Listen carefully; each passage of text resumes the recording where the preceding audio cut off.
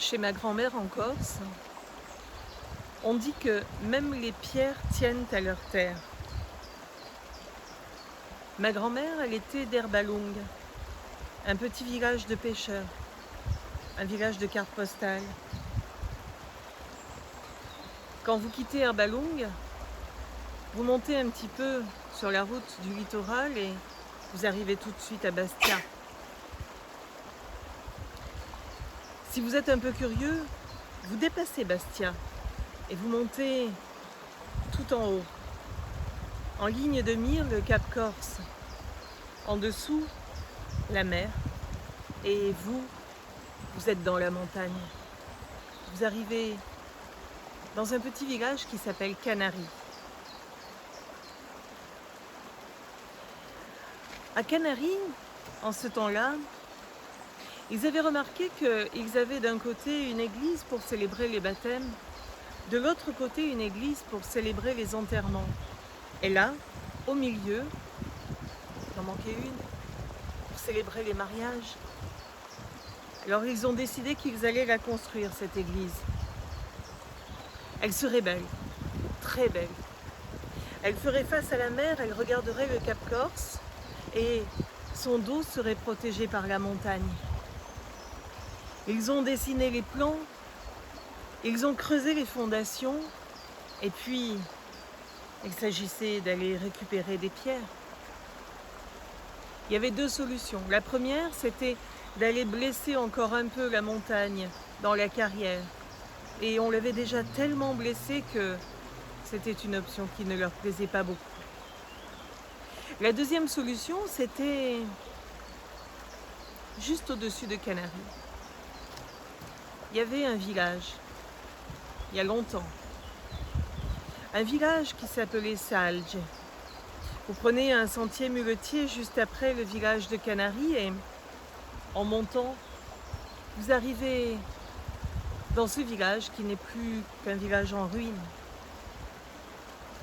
Mais vous le savez comme moi, quand les hommes construisent un village, ce n'est pas par hasard.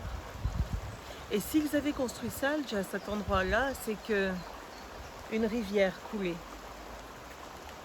Et puis, les rivières, c'est comme les hommes. Parfois, ça change d'envie, ça change de vie, ça change de lit. Celle-là, elle s'était glissée sous terre, elle avait disparu, certainement pour reparaître plus loin. Mais où? Alors à Salge, on avait continué à vivre quelque temps, mais un village sans eau, ce n'est pas viable. Alors les gens étaient partis peu à peu. Certains s'étaient arrêtés à Canaris, d'autres étaient descendus jusqu'à Bastia et puis certains avaient aussi tenté l'aventure du continent.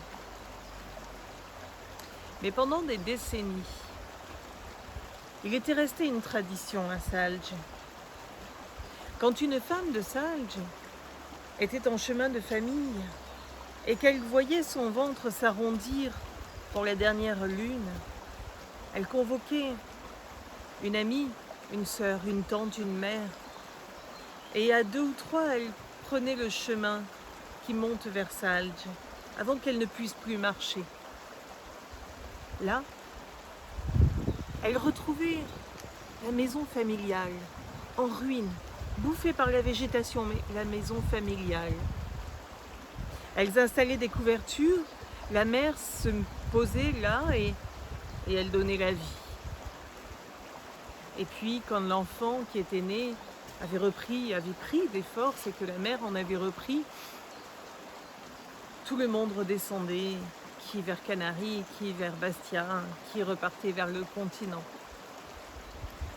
Ça, c'était juste pour que les enfants à naître soient des enfants de Salge et pas des enfants d'ailleurs.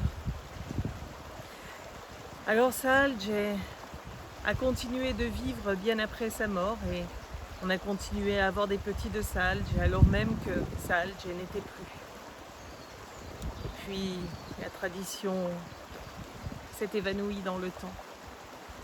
Ces pierres là-haut, elles ne servaient plus à personne depuis longtemps. Alors les habitants de Canaris sont montés.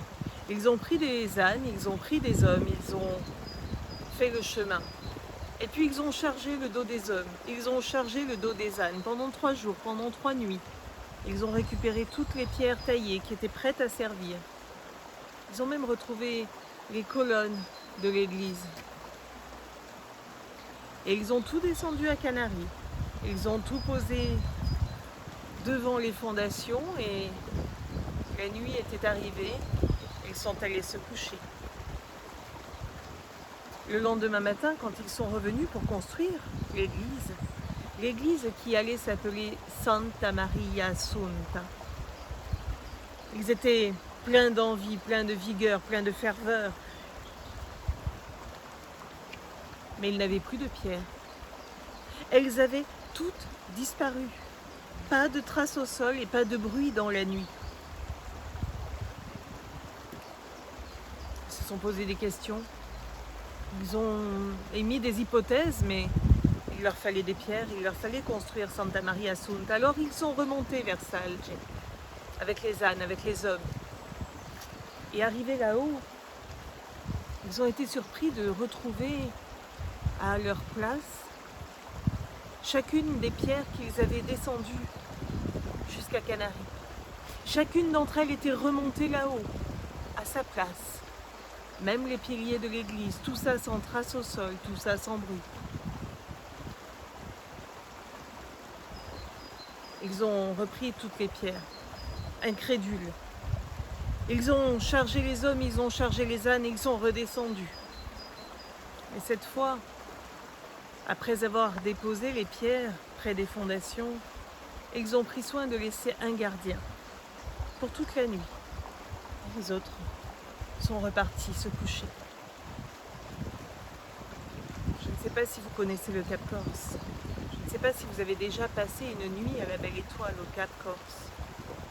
Quand les étoiles sont au-dessus de votre tête, quand la fraîcheur de la montagne vient caresser votre dos et que l'odeur de la mer monte, il y a toujours un moment où les rêves viennent vous rattraper. Et notre bon gardien, c'est ce qui lui est arrivé. Le sommeil est venu le prendre. Et au lendemain, quand les autres sont venus pour construire, des pierres, il n'y en avait plus. Plus une. Pas une trace au sol. Pas un bruit pendant la nuit.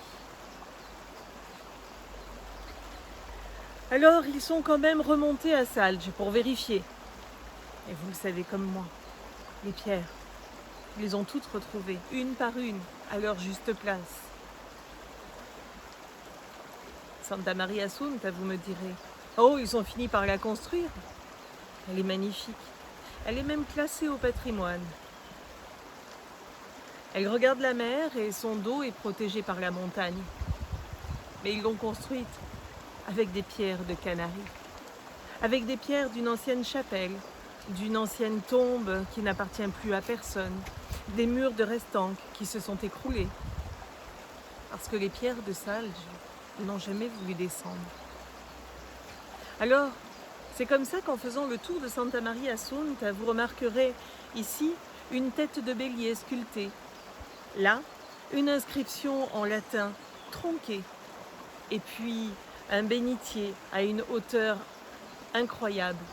C'était pour que le Seigneur passe à cheval, trempe sa main dans l'eau bénite et se signe sans descendre de son cheval. Santa Maria Assunta, elle a été faite avec des pierres de sa terre, de Canaries, et pas d'ailleurs. Parce qu'en Corse, même les pierres tiennent à leur terre.